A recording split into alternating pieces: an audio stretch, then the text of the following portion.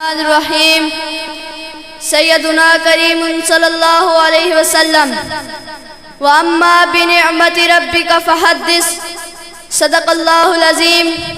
برادران اسلام، آج کے اس خوبصورت اور نورانی بز میں یہ بندہ ناچیز یہ چاہتا ہے کہ آپ کو عید میلاد مصطفیٰ کے حوالے سے قرآن و حدیث اور سلف صالحین کا طریقہ کار بتاؤں، کیونکہ جب سے ربیع النور کا مقدس مہینہ شروع ہوا ہے ہر طرف سے کچھ نادان اعتراض پہ اعتراض کیے جا رہے ہیں، کوئی کچھ کہتا ہے تو کوئی کچھ کہتا ہے، لیکن میرا اس بات کا پختہ یقین ہے رہے گا یوں ہی ان کا چرچا رہے گا، رہے گا یوں ہی ان کا چرچا رہے گا، پڑے خاک ہو جائیں جل جانے والے، پڑے خاک ہو جائیں جل جانے والے۔ تو احباب ذی وقار پہلے قرآن کریم سے رجوع کرتے ہیں۔ قرآن کہتا ہے وَأَمَّا بِنِعْمَةِ رَبِّكَ فَحَدِّثْ، اور اپنے رب کی نعمت کا خوب چرچا کرو۔ یہ قرآن کہہ رہا ہے کہ خوب چرچا کرو، کب؟ جب تمہارا رب تم پر انعام کرے۔ تو اب ذرا اپنے دل پر ہاتھ رکھ کے مجھے بتائیں کہ اللہ کے نبی کا اس کائنات میں جلوہ گر ہونا ہم پر اللہ کا انعام ہے کہ نہیں؟ ہے نا؟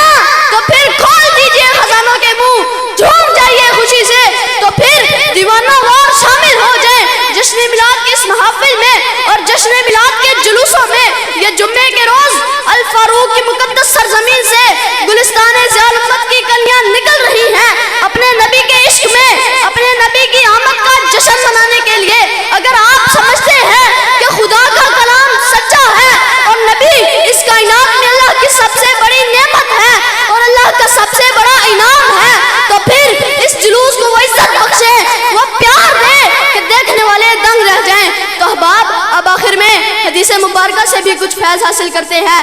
المستدرک علی الصحیحین کے اندر موجود ہے کہ حضور کے چچا حضرت عباس نے جب حضور کی اجازت سے آپ کے سامنے آپ کی شان میں لکھا ہوا قصیدہ پڑھا اور اس کے یہ اشعار پڑھے، اے اللہ کے محبوب، جب آپ کی ولادت بسعادت ہوئی تو زمین روشن ہو گئی اور تمام افق آپ کے نور سے منور ہو گئے۔ اے اللہ کے محبوب، آج ہم اسی روشنی میں ہیں، اسی کی رہنمائی میں ہدایت کے رستوں پر چل رہے ہیں۔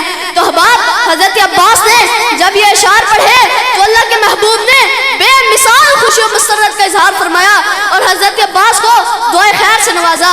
تو میرے پیارے معزز اور محترم سامعین، مجھے سمجھ نہیں آتی ایسی واضح مثالیں اور کلام کے باوجود پتہ نہیں کیوں کچھ لوگوں کو ان دنوں سے چڑ ہے، ان دنوں سے الرجی ہے کہ اچھے بھلے خوش ہوں گے، جو ہی یہ دن آتے ہیں پتہ نہیں کہاں سے پریشانی، اکتاہٹ اور بے چینی ان کے چہروں پر آشکار ہو جاتی ہے۔ اللہ کریم ہمیں اپنے محبوب کی سچی محبت نصیب فرمائے۔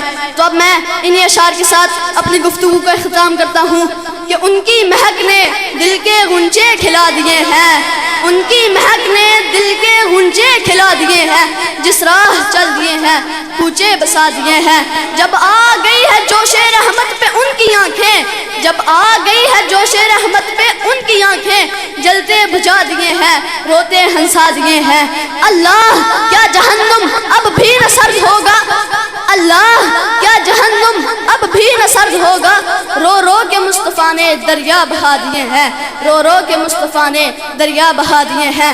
آخر میں قربان جاؤں اعلیٰ حضرت پر، تحدیث نعمت کے طور پر فرماتے ہیں کہ ملک سخن کی شاہی تم کو رضا مسلم، ملک سخن کی شاہی تم کو رضا مسلم، جس سمت آ گئے ہو سکے بٹھا دیے ہیں، جس سمت آ گئے ہو سکے بٹھا دیے ہیں۔ وآخر دعوانا الحمدللہ رب العالمین۔